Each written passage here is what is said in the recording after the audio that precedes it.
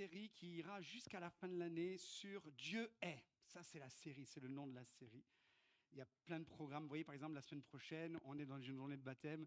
Le thème du message sera Dieu est sauveur. Voilà. Et puis d'autres encore, Dieu est né homme, voilà, juste avant le 24 décembre, pour bien rappeler qu'il s'est livré pour nous. Et ce matin, après avoir participé, la semaine dernière, on a commencé par Dieu est saint. Pour ceux qui étaient là la semaine dernière, ceux qui n'étaient pas là, vous pouvez également réécouter les messages sur notre chaîne YouTube Église Providence. Et on avait vu ensemble dans ce premier volet la semaine dernière, Dieu est saint. La sainteté de Dieu est accessible, la sainteté de Dieu se reçoit, la sainteté de Dieu se vit, la sainteté de Dieu se travaille dans nos vies, à travers nos vies. Et vraiment, on avait vu tout ce volet-là. Et ce matin, nous allons dans une suite logique. Voilà, c'est un peu comme une suite dans un même message. Dieu est renommé. Dieu est renommé.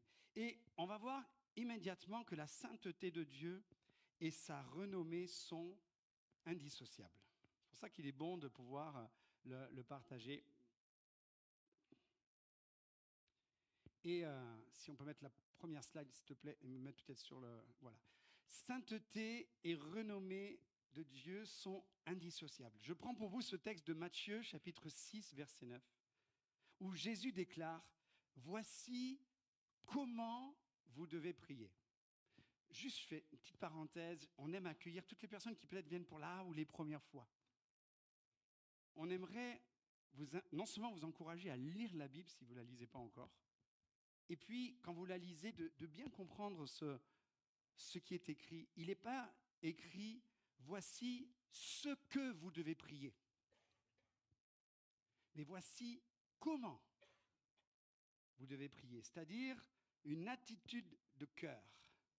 Une approche, un partage. Et dans ce comment nous devons prier, Jésus nous dit « Notre Père qui est aux cieux, que ton nom soit sanctifié ». C'est le début de la prière que Jésus va faire. Et il dit « Notre Père qui est aux cieux, que ton nom soit sanctifié ». Combien de personnes disent la prière sans la vivre ? Combien de personnes disent la prière, mais ne font pas? Et je crois que c'est important là de réaliser que le fait de dire à Dieu que ton nom soit sanctifié, on a vu la semaine dernière que Dieu est saint. Saint, saint, saint est le Seigneur, l'Éternel. Est-ce que ça voudrait dire qu'il faut qu'on sanctifie le nom de Dieu nous-mêmes ? Non, nous déclarons la sainteté de Dieu par notre vie et par notre prière. Quand Jésus nous enseigne de prier que ton nom soit sanctifié, il nous enseigne que la sainteté de Dieu doit se refléter dans notre manière de vivre, de parler, de se comporter et d'agir. La sainteté de Dieu doit être connue et reconnue. Je crois que c'est important ce matin. D'autres versions, et je crois que c'est bien aussi de ne pas rester seulement concentré sur une seule version de la Bible. Il existe, moi personnellement, entre mes bibliothèques papier et mes bibliothèques numériques, j'ai au moins 18 à 20 versions françaises de la parole de Dieu. Et c'est très intéressant. Et je vais vous en donner quelques-unes pour qu'on puisse mieux comprendre, que vous puissiez voir que sainteté et renommée de Dieu sont indissociables. La Bible français courant traduit « que chacun reconnaisse que tu es le Dieu saint ». C'est autre chose déjà. Notre Père qui est aux cieux, que chacun reconnaisse que tu es le Dieu saint. La version Tob dit ceci « fais connaître à tous qui tu es ». La version Parole de vie, fais que tout le monde connaisse ton nom. Et une autre version plus brute, hein, faites pas de cette version de la Bible votre version quotidienne parce que ça va être compliqué à un moment donné, vous allez avoir, mais une version Chouraki qui est très très riche aussi en langage. Parce qu'elle essaie d'aller au maximum dans la pensée littérale. Et la version Chouraki nous déclare « ton nom se consacre ». Notre Père qui est aux cieux, ton nom se consacre. Littéralement, qu'on puisse te reconnaître à travers ma vie. Qu'on puisse reconnaître ta sainteté à travers ma vie. Ton nom se consacre, Seigneur. Ton nom se reflète à travers ma vie. Ton nom se reflète à travers ma manière de vivre, de parler, de me comporter, d'agir et de réagir. On va y arriver un peu plus tard. Et avant cela, prenons bien cet exemple de la renommée de Dieu. Et on va voir la renommée de Dieu à travers Jésus. Quand on lit les évangiles, on va s'apercevoir que rarement Jésus a fait de l'évangélisation en masse avec une sono dans la rue en disant « venez », etc. Non, il a enseigné aux foules. Il a enseigné aux foules. Les fois où il est allé parler, ça a été au 1 à 1. On a tellement des moments dans la parole de Dieu. On a Jésus avec Nicodème, de nuit. On a Jésus avec une femme samaritaine qui avait une vie honteuse. Il est allé vers elle, il s'est révélé. Et c'est suite à ces témoignages de personnes qui ont vécu, qui ont parlé, que la renommée de Dieu s'est faite à travers Jésus.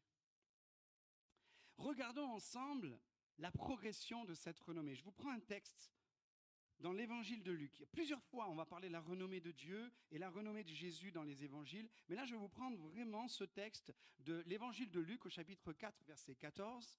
Et 3 fois, je vous l'ai mis en astérix, 3 fois, nous allons voir le mot renommée. Et pourtant, 3 fois, nous avons le même mot en français, mais 3 fois en grec, le mot renommée là, a une racine différente. Et pourtant, on est dans quelques lignes. Au début de son ministère, Jésus se fait baptiser. Jésus a été tenté par le diable dans le désert. Il en est ressorti vainqueur. Il en est rentré, d'ailleurs, il est rentré rempli du Saint-Esprit dans le désert. Il est ressorti revêtu de la puissance du Saint-Esprit. C'est écrit ici, Luc chapitre 4, verset 14. Jésus, revêtu de la puissance de l'Esprit, retourna en Galilée et sa renommée se répandit dans le pays d'alentour. C'est facile de faire le point entre Jésus et nous-mêmes, puisque Jésus nous dira à nous, vous avez reçu une puissance, le Saint-Esprit survenant sur vous, et vous serez mes témoins. Et Jésus, c'est ce qu'il est en train de faire, en fait. Il est en train d'être le témoin, là, vraiment, de la puissance de Dieu, du nom de Dieu. Et ce premier mot, renommé là, c'est Jésus revêtu de la puissance de l'Esprit, retourna en Galilée, et le bruit, la rumeur se répandit. C'était un bruit, une rumeur. Après, dans le parcours, avoir délivré un homme qui était lié par des esprits mauvais, il a délivré cet homme. Après un acte, un miracle de la part de Jésus, après une délivrance, voilà que, au verset 37, sa renommée se répandit dans tous les lieux d'alentour. C'est-à-dire que là, en fait, c'est plus seulement le bruit ou la rumeur de l'action de Jésus, c'est des personnes qui ont vu Jésus agir, qui ont parlé en tant que témoins oculaires de ce qu'il venait de vivre. Et c'était un peu comme une poudre qui s'enflamme. La renommée de Jésus là se répand dans tous les lieux alentours. Et au chapitre 5 et au verset 13, il est dit que sa renommée se répandait de plus en plus. Et les gens venaient en foule pour l'entendre. J'aime bien que le verbe entendre soit avant le verbe guérir.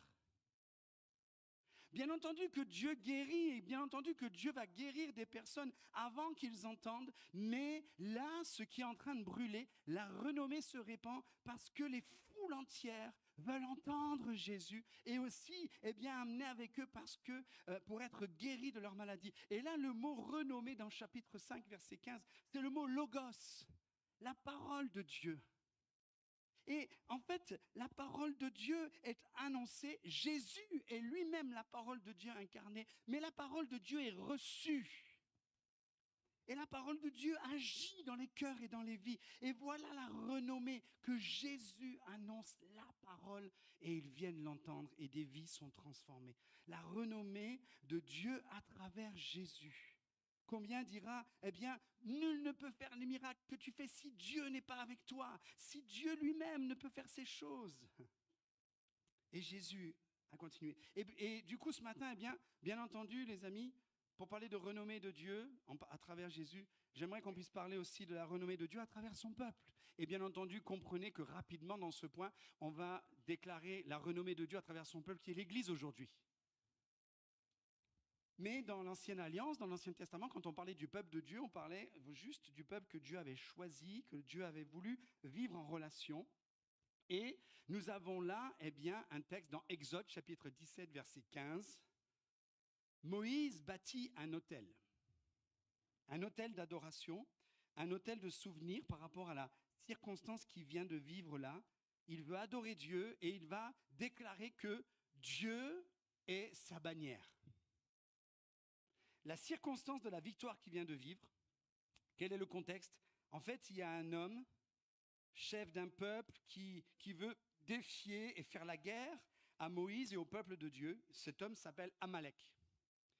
Et Amalek va faire guerre et va déclarer la guerre au peuple de Dieu. Et voilà que Josué, qui était un petit peu le chef de l'armée du peuple de Dieu, va aller sur le terrain et est obligé d'aller combattre, sinon c'est eux qui sont battus. Et donc Moïse monte sur la montagne prier pendant que Josué est en bas avec l'armée. Et il est dit qu'au moment où Moïse a les mains levées vers le ciel et qu'il prie, le peuple est en train de prendre le dessus sur l'ennemi. Mais au fur et à mesure que Moïse peut-être se fatigue et baisse les mains, c'est l'ennemi qui prend le dessus. Au point que Moïse, là, à la montagne, a pris deux amis, deux collègues, deux frères, Aaron et Hur. Aaron, c'était le frère vraiment de sang de Moïse, et Hur, c'était le frère spirituel. On est content d'avoir des Aaron dans l'église. Il y en a qui ont des Aaron, hein, voilà. Et puis, c'est bien d'avoir des Hur aussi, des frères dans le combat spirituel. Et il est dit que là, Aaron et Hur vont soutenir les mains de Moïse pour qu'elles restent en l'air, de façon à ce que le peuple continue. Et puis, ça prend du temps. Et donc là, il s'assoit et pour garder les mains. C'est incroyable, en fait. Et il est dit que, au bout d'un moment, Josué a eu la victoire dans la vallée. Et parce que Josué a eu la victoire dans la vallée, et que Josué et Moïse et tout le peuple ont voulu rendre gloire à Dieu, ils ont dressé cet autel et ils ont appelé « L'Éternel est ma bannière ». Yahvé Nissi. L'Éternel est mon étendard. L'Éternel est mon appartenance. L'Éternel est pour qui je combats et avec qui je combats. En fait, la bannière, là, un petit peu dans l'armée, c'était un drapeau qui était là et qui, en fonction de l'armée, donnait l'appartenance pour qui on combattait. Et pour ceux qui ont combattu pour la gloire de Dieu, ils ont été vainqueurs. Et il y a cette renommée de Dieu qui doit se faire. La bannière, par exemple, en informatique, c'est une partie d'une page web contenant un message publicitaire qui pointe vers le site de l'annonceur. Et on pourrait se dire, aujourd'hui, l'Église doit être aussi,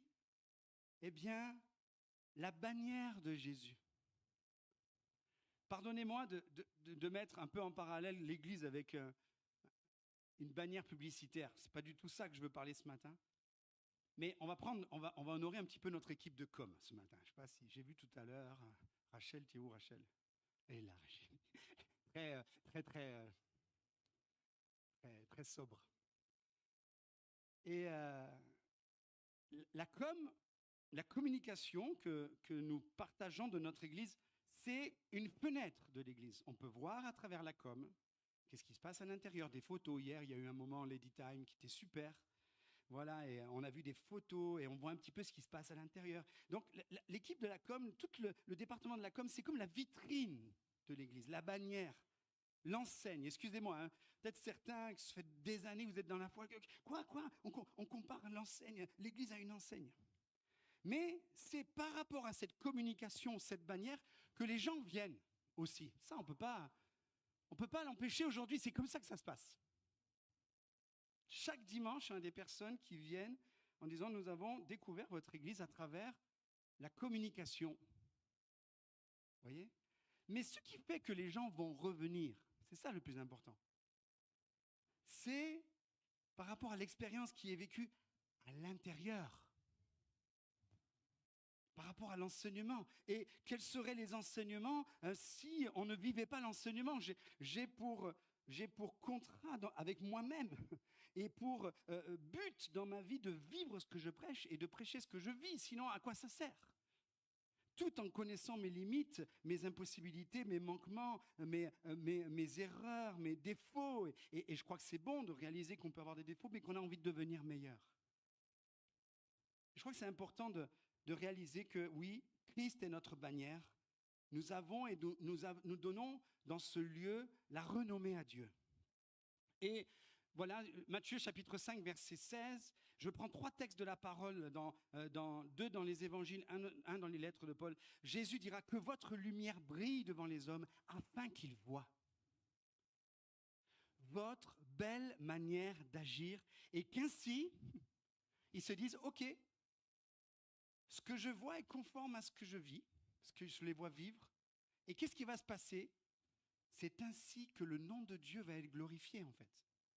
Afin qu'ils voient votre belle manière d'agir et qu'ainsi, ils célèbrent la gloire de votre Père céleste. La renommée, la bannière a fait que, et puis finalement, là c'est waouh, c'est vrai. C'est vrai. Un autre passage de Jésus, bien connu, les amis, je crois qu'on doit avoir cette renommée de Dieu. Je vous donne un commandement nouveau, nous dit Jésus. Aimez-vous les uns les autres, comme je vous ai aimé. Vous aussi, aimez-vous les uns les autres. C'est à cela, c'est à cette renommée, c'est à ce témoignage que tous reconnaîtront que vous êtes mes disciples si vous avez de l'amour les uns pour les autres. En fait, le parcours, il est donné. Ensuite, soit tu veux faire disciple, tu veux faire partie des disciples, soit tu ne veux pas faire partie. Mais au moins, tu es sûr qu'il n'y aura pas eu, pardonnez-moi puisqu'on parle de publicité, une publicité mensongère. Et l'apôtre Paul, Jésus n'est plus là, Jésus est au ciel, il a envoyé son esprit, l'Église est là, gloire à Dieu, l'œuvre de Dieu se manifeste à travers l'Église. Et l'apôtre Paul va écrire une lettre à l'Église de Rome, et il va écrire aux Romains, chapitre 1er, verset 8, « Je rends d'abord grâce à mon Dieu par Jésus-Christ, au sujet de vous tous, de ce que votre foi est renommée dans le monde entier. » Amen. Amen. Je crois qu'il n'y a pas plus belle renommée qu'on peut donner de Dieu à travers son Église qu'une foi qui est connue et une foi solide, une foi vivante, une foi vécue. Alléluia. Et les amis, si on parle de la renommée de Dieu à travers son peuple et à travers l'Église, si on voit ici que Christ est notre bannière, eh bien, cela doit être juste le fruit de la renommée de Dieu au travers ma vie, en fait. C'est parce que l'Église va donner la renommée à Dieu. Et comme l'Église est faite de personnes, d'hommes et de femmes, comme vous et moi, que nous pouvons être dans la renommée de Dieu et accomplir cette renommée de Dieu. La renommée de Dieu au travers ma vie. Le témoignage peut être la fenêtre, peut être l'apparence, mais au fond, qu'est-ce que je vis vraiment? Et Dieu, au-delà de l'apparence, Dieu ne regarde pas ce qui frappe les yeux. L'homme regarde à ce qui frappe les yeux. Dieu regarde au cœur. On pourrait avoir on a déjà une très belle com, j'allais dire, on pourrait avoir la plus belle com de tous, on a déjà une très très belle com. Mais à quoi bon d'avoir une très très belle com si cela est juste de l'apparence et ça ne correspond pas au cœur? Bonne réponse, Paloma, à rien, gloire à Dieu. Et j'aimerais voir avec vous ce texte où ma renommée dans ma propre vie doit être le sceau. Quand je parle de sceau, je parle de quelque chose de scellé, de la renommée de Dieu. C'est incroyable comment on peut prendre des textes aussi bien des évangiles de la Nouvelle Alliance, du Nouveau Testament, avec des textes comme là, l'Exode. On a bien été enseigné sur l'Exode avec l'enseignant Bruno Oldani. Mais vraiment là, j'aimerais prendre ce texte qui peut être assez obscur, assez incompréhensible si vous le lisez juste comme ça, mais quand même, combien il est riche. On est en train de parler de la tenue du souverain sacrificateur, celui qui officie dans la maison de Dieu. Et en fait, on ne va pas parler que d'un homme souverain sacrificateur ce matin. ou sacrificateur, puisque Dieu nous a dit, alors il est le souverain sacrificateur, Jésus, mais il a fait de nous un peuple de sacrificateurs, un peuple d'hommes, de femmes consacrés au service de Dieu, à la sainteté de Dieu. Et voilà comment devait être habillé le souverain sacrificateur. Exode chapitre 28, verset 36, « Tu feras une lame d'or, une lame en or pur, et tu y graveras. Comme le fait un graveur de cachet, tu graveras sur cette lame d'or sainteté à l'Éternel. » Et comprenez par là que ce sainteté à l'Éternel, c'est aussi en rapport avec la renommée de Dieu. Et tu l'attacheras avec un cordon bleu sur la tiare. Donc la tiare, c'est ce que portait sur la tête là le souverain sacrificateur. Sur le devant de la tiare, pas derrière, donc quelque chose de visible, une bannière peut-être aussi. Elle sera sur le front d'Aaron. Sur le front d'Aaron, il y a écrit « sainteté », gravé sur une lame d'or, « sainteté à l'Éternel ». Et il est même dit, un peu plus loin, cette inscription sera constamment sur le front d'Aaron. Pas seulement quand tu viens à l'église, pas seulement quand il va au tabernacle, au temple, après avec l'évolution, ou à l'église, mais même quand tu en sors. Et dans ta vie de tous les jours, il y a comme cette consécration, cette renommée de Dieu à porter chaque jour dans notre vie. Comme on grave un cachet. Littéralement, tu graveras sainteté à l'Éternel à l'envers. En mode miroir. Connaissez le mode miroir? C'est-à-dire que si tu as une inscription, le mode miroir va faire que quand tu le regardes en face, tu vois ce qui est écrit. Tu regardes dans la glace, dans le miroir. Miroir, miroir. Tous les matins, il me dit que je suis beau. Parce que j'ai une belle image de moi-même. Parce que je vois sainteté à l'Éternel. Non, je plaisante. Allez, j'arrête. Ma femme m'a dit que j'étais beau ce matin. C'est le plus beau compliment que je puisse recevoir. Après que j'étais habillé, elle m'a dit ça. Bon, bref. En mode miroir. Comme on grave un cachet. Comme l'imprimerie. Comme les tampons. Comme le sceau d'un roi qui va sceller. La gravure sur le sceau va faire que c'est quand on va le poinçonner comme cela dans la cire qu'on va voir l'appartenance ici. Et tu te dis, mais à quoi ça sert que les autres voient sainteté à l'Éternel à l'envers? Parce que la sainteté à l'Éternel, le témoignage, la renommée qu'on doit avoir, doit être pour nous d'abord. Le souverain sacrificateur, qu'est-ce qu'il faisait? Il arrivait là pour offrir les sacrifices. Il y avait non seulement cette grande cuve d'airain pour mettre pour sacrifier les animaux, et puis il y avait cette cuve aussi de purification des mains où il devait venir. Et quoi de plus reflétant que l'eau? Et j'imagine le souverain sacrificateur qui venait et qui s'approchait là pour se laver ses mains. Et qu'est-ce qu'il voyait dans le reflet? Sainteté à l'Éternel. C'était lui qui devait recevoir le témoignage dans un premier temps. Ensuite, l'airain, c'était l'airain bien poli. C'est ce avec quoi on faisait les miroirs. Parce qu'à l'époque, on n'avait pas les miroirs qu'on a aujourd'hui, mais il fallait quand même projeter. Et c'est en regardant dans le miroir, imaginez-vous, le sacrificateur, lorsqu'il voyait dans le miroir, il voyait lui-même inscrit à l'endroit « Sainteté à l'Éternel ».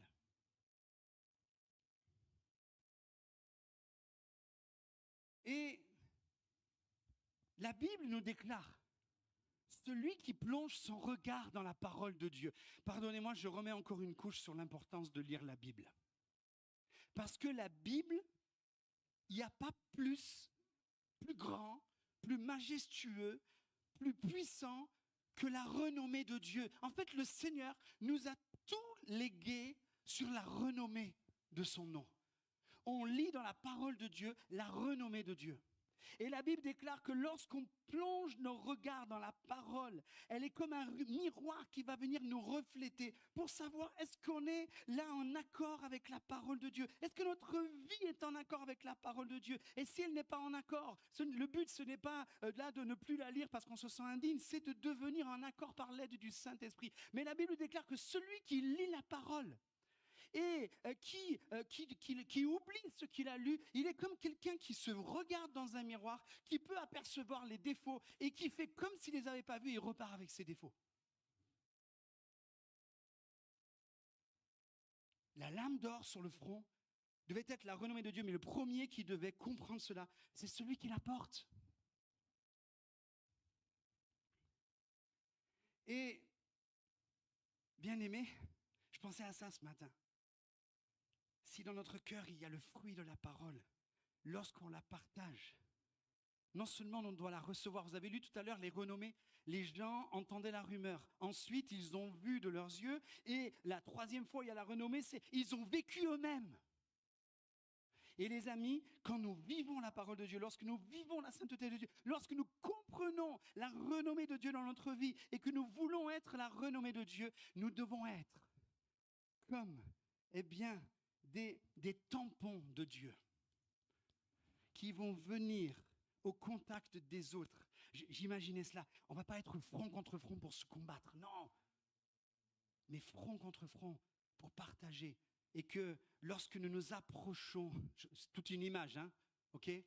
Ne commencez pas à vous imaginer avec une tiare sur la tête, une bandelette. Mais imaginons quand tu es au contact, tu as vécu la parole, tu portes la sainteté de Dieu dans ta vie, dans tes pensées, dans ton cœur, dans tes actes, dans tes paroles. Alléluia. Et que lorsque tes paroles, tes attitudes, tes réactions ne sont pas encore en accord avec la volonté de Dieu, tu te mets à genoux et tu dis, Seigneur, change-moi. Et je crois qu'il n'y a pas une vie plus comment je pourrais dire ça ? Plus triste, pardon, hein, que si à la fin de tes jours, tu n'es pas meilleur que quand tu as commencé, en fait. Avec Dieu, c'est pareil. C'est pas passionnant si tu arrives à la fin que tu es pareil. On est toujours en devenir. Et je me dis, imagine, front contre front. Eh bien, on doit pouvoir voir à l'attitude de notre vie, sainteté à l'Éternel, dans le front des autres. Voilà la mission de l'Église aujourd'hui. Faire connaître la sainteté de Dieu. Et une fois que la sainteté de Dieu dans la renommée est vécue et acceptée, chacun devient lui-même un transmetteur, hein, quelqu'un qui transmet la sainteté de Dieu par sa vie. Amen. Gloire à Dieu. Soyons les sceaux, comme c'est écrit là, hein, pas S-O-T. Soyons les sceaux du roi des rois. Le roi des rois, et soyons les modèles. Qu'à notre contact, nous soyons des sceaux du roi des rois. Il nous dit, l'apôtre Paul dans Timothée, en parole, en conduite, en amour, en foi et en pureté. En pureté. Amen. On a parlé de la pureté la semaine dernière. Et merci pour aussi cette personne qui disait, Christophe, tu parlais des hormones.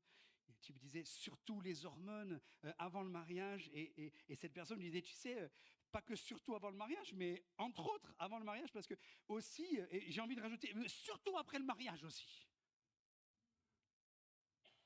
Que les hormones ne nous poussent pas à aller voir ailleurs. Mais parce que nous gravons et que nous voyons et que nous vivons et que nous voulons apporter la renommée de Dieu, la sainteté. Seigneur, on veut être des témoins. Amen. Et avant de terminer, j'aimerais partager cette notion de la renommée de Dieu, ma renommée, pour servir Dieu. Pour servir Dieu. Je vais demander à toute l'équipe au service ce matin, tiens, parce qu'on parlait tout à l'heure, chœur de louange, musiciens, je vais leur demander de me rejoindre, on va terminer dans un instant. Regardez Actes chapitre 6, verset 3. Le témoignage, la renommée de notre vie et le service pour Dieu, le témoignage, là, ne serait-ce que dans l'organisation de d'un service de table dans l'église. Dans l'église primitive, il y avait les veuves qui n'avaient pas de revenus, qui avaient une distribution d'aide alimentaire. Voilà, un peu comme on fait nous, le jeudi tous les 15 jours, il y a le service de l'aide alimentaire, etc. Et puis à un moment donné, dans la distribution, il a semblé que ce n'était pas très équitable. Il y avait des dames qui qui étaient mieux servies et distribuées que d'autres. Et puis, à un moment donné, comme il y a eu une forme d'émulsion, il a fallu avoir un vrai front contre front, là, eh bien, ils ont pris des décisions. Ils ont dit, OK, on va. Et puis, on demande aux apôtres de venir régler les problèmes. Je suis en train, et pardon, tous ceux qui sont dans les responsabilités de service. Des fois, vous venez me demander, moi, de régler les choses, mais je vous renvoie vers ceux qui ont la possibilité de les régler à part moi. Je peux plus régler tout ça. Pourquoi ? Parce qu'on se concentre un maximum aujourd'hui dans le service de la parole et de l'accompagnement des disciples. Et donc, c'est ce qui s'est passé à ce moment-là. Les apôtres, ils n'ont plus le temps, vu la progression de l'Église, de s'occuper de la distribution. Et ils disent, OK, on prend une décision. C'est pourquoi, frères et sœurs, Actes chapitre 6, verset 3, choisissez parmi vous 7 hommes de qui l'on rende un bon témoignage. Cette personne a une bonne renommée. Rempli d'Esprit Saint et de sagesse. Quand on parle de sagesse, là on parle d'un sens pratique, organisé, c'est-à-dire l'attitude et l'aptitude. Et nous les chargerons de ce travail. Et il est dit que cet avis plut à tous, et c'est là qu'ils ont élu 7 personnes, et que les choses se sont faites. Mais dans le service, ne serait-ce que de l'organisation, de servir aux tables, il fallait déjà avoir un bon témoignage. Et regardez, non seulement il y a le témoignage, la renommée de Dieu dans notre vie pour servir, mais je crois qu'il y a aussi la renommée de Dieu pour répondre à l'appel. Je crois qu'avant que Dieu nous appelle, il va venir tester sa renommée à travers nous. J'aime bien plutôt ça. Et regardez, on vient là, on est dans la connaissance de Paul qui va connaître Timothée. Et à l'origine de ce moment-là, c'est-à-dire que Paul, il se rend dans une ville qui s'appelle Lystre. Et dans cette ville, il fait la connaissance d'un disciple nommé Timothée, dont la foi lui a été transmise par sa famille. Donc merci Seigneur. La semaine prochaine, on va avoir des témoignages de personnes qui acceptent Jésus comme leur sauveur par le témoignage de la foi de leurs parents et grands-parents. Gloire à Dieu. Mais c'est pas seulement la renommée de la foi des grands-parents ou des parents qui est important, c'est la renommée de la propre foi de la personne.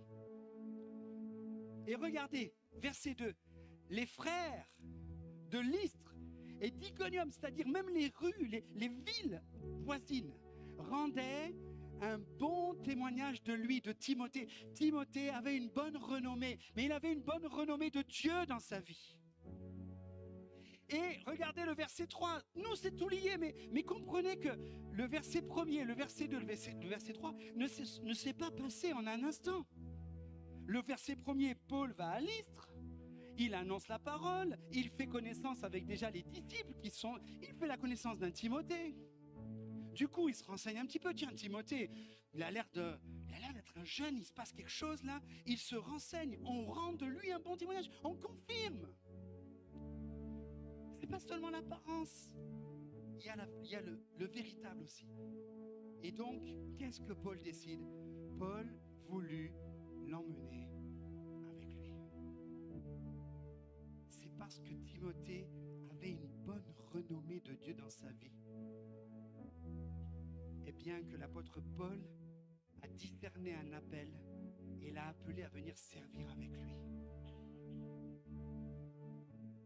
Et ce qui est fou, c'est que l'apôtre Paul avait déjà dans l'intention que Timothée ne soit pas une occasion de dispute par rapport à sa vie. Il s'aperçoit de certaines choses. Là, on parle juste quelque chose de culturel. Je ne veux pas rentrer trop dans les détails, mais il est dit que Paul voulait l'emmener avec lui. Il le prit et le fit circoncire à cause des Juifs qui étaient dans ces régions, car tous savaient que son père était grec.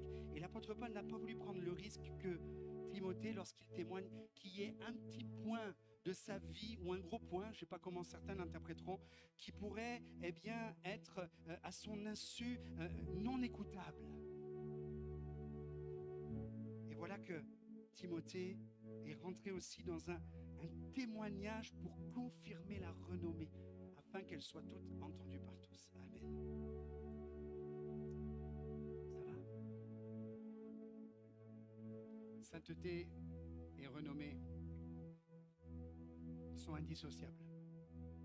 En fait, pour moi, la renommée de Dieu dans notre vie, c'est le vécu de la consécration de Dieu dans ma vie. Amen. Et Dieu nous dit dans les 10 commandements, dans ses premiers préceptes, Exode chapitre 20, verset 7, tu n'utiliseras pas le nom de l'Éternel ton Dieu en vain, tu n'utiliseras pas le nom de l'Éternel à la légère. Les amis, plutôt que de vous lire plusieurs versions ce matin, je vous ai résumé ce verset avec toutes les versions et pour bien comprendre littéralement ce que le Seigneur nous demande, et voici ce que ça donne. Tu ne déformeras point la réputation du nom propre du seul vrai Dieu en le rendant menteur par ta vaine manière de vivre. On a un résumé là de vers quoi on doit aller et vers quoi on ne doit pas aller pour célébrer la renommée de Dieu. On peut rendre menteur Dieu en étant trop strict. On prend le nom de l'Éternel en vain si on est trop strict. Et on prend aussi le nom de l'Éternel en vain si on est trop souple. Et je crois qu'on a besoin d'avoir ce juste milieu. N'incluant pas Dieu dans des histoires où il n'y est pas. N'utilisons pas le nom de Dieu pour faire valoir notre volonté. Dieu m'a dit. Dieu m'a dit. Je me souviens d'une personne qui était venue, la première fois je la connaissais à une réunion. Elle vient me voir à la fin. Pasteur, Dieu tourmente mon cœur. Oh, ça a l'air intéressant. Dieu tourmente mon cœur à intégrer votre église. Je dis, ouf. Le Seigneur, il met le paquet quand même pour essayer de convaincre quelqu'un. Et puis, ça fait même pas une minute, je parle avec lui. Dieu tourmente mon cœur et me dit que je dois prêcher dans cette église. Ouh, Dieu m'a dit. Ok. Et moi, j'ai dit, ok, on va faire. Je viens et je vois. Viens et vois. J'ai dit, j'aurais pu dire, j'ai même laissé la possibilité à cette personne, pourquoi pas? Vous voyez, je ne suis pas fermé, hein. Mais on peut voir les fruits. Et puis, cet homme, il est revenu la fois d'après, il a vu que je n'ai pas donné tant d'importance que ça. Pas plus que d'autres, pas moins. Et puis, au bout de 3e fois, le Seigneur me tourmente à prêcher dans cette église. Ben oui, laisse-toi tourmenter un peu encore. Moi, pour l'instant, il ne m'a pas encore tourmenté. Et puis cette personne, moins de 15 jours plus tard, je ne l'ai plus jamais revue. N'utilisons pas le nom de l'Éternel en vain à la légère, parce que sa renommée est en jeu. Ne prenons pas aussi Dieu pour faire valoir nos opinions, pour faire valoir nos désirs, nos sensibilités, pour faire pencher la balance.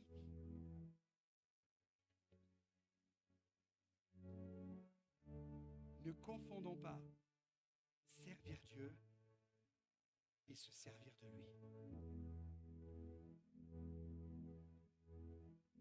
Ne confondons jamais servir Dieu et se servir de lui. Le cœur de louange n'est pas une manière pour prier soi-même. C'est une manière pour faire prier encore plus Jésus. Et c'est pour ça qu'ils prient tous. Alléluia. Pareil pour la louange, pareil pour la musique, pareil pour Seigneur. On veut être là. On veut qu'il y ait à nouveau une différence entre celui qui sert Dieu et celui qui ne le sert pas. C'est écrit prophétiquement dans le livre de Malachie. Vous verrez de nouveau la différence entre celui qui sert Dieu et celui qui ne le sert pas. Les amis, la renommée de Dieu à travers ma vie doit faire la différence. Faire la différence de Dieu au milieu de l'indifférence sans Dieu. Être différent doit faire la différence. Et je termine avec cette phrase, écoutez bien. Être différent pour faire et pour être la référence. Soyons différents pour être la référence de Dieu. On est des copies de l'original, mais on va être une copie conforme. Amen. On peut courber nos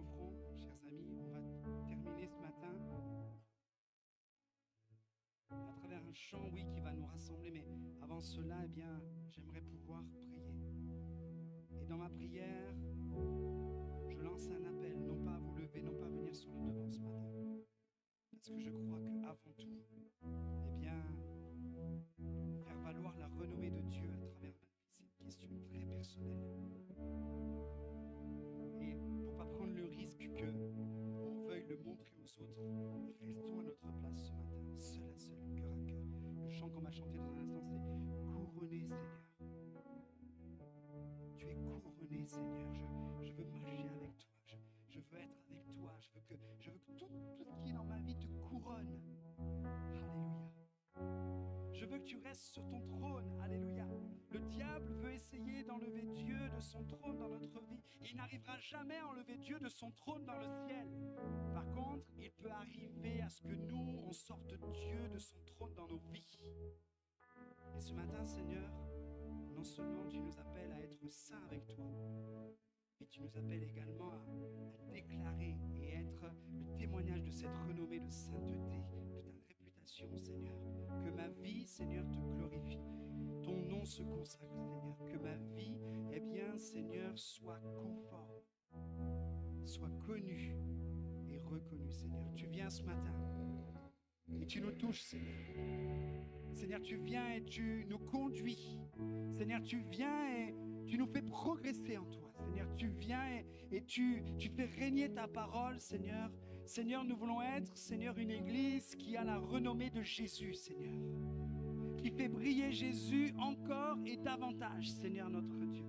Seigneur, on veut aussi que tu viennes, Seigneur, nous faire progresser dans les zones d'ombre de notre vie où ta sainteté n'est pas encore honorée. Seigneur, on veut chercher cette sainteté dans ta parole. On veut, eh bien, chercher la puissance du Saint-Esprit pour que ta parole soit vécue en nous. Oui, on veut être cette lumière du monde parce que Jésus, eh bien, vit en nous. Mais on veut éclairer aussi. Alléluia. Afin que tous ceux qui voient, Seigneur, notre vie, eh bien, par nos œuvres, Seigneur, reconnaissent que tu es Dieu, que tu es vivant et qu'ils viennent à leur tour, Seigneur. Seigneur, au nom de Jésus, ce matin, je prie que entre Dieu est saint et Dieu est renommé, je prie que nous puissions monter encore d'une marche et d'un niveau avec toi, Seigneur, pour glorifier ton nom, Seigneur. Amen. Les amis, on va laisser sceller ce message, ce moment à travers ce chant, que ce chant soit comme un sceau que Dieu va graver là dans notre cœur pour sceller ce moment et nous soyons sincères avec tout cela au nom de Jésus-Christ. Amen.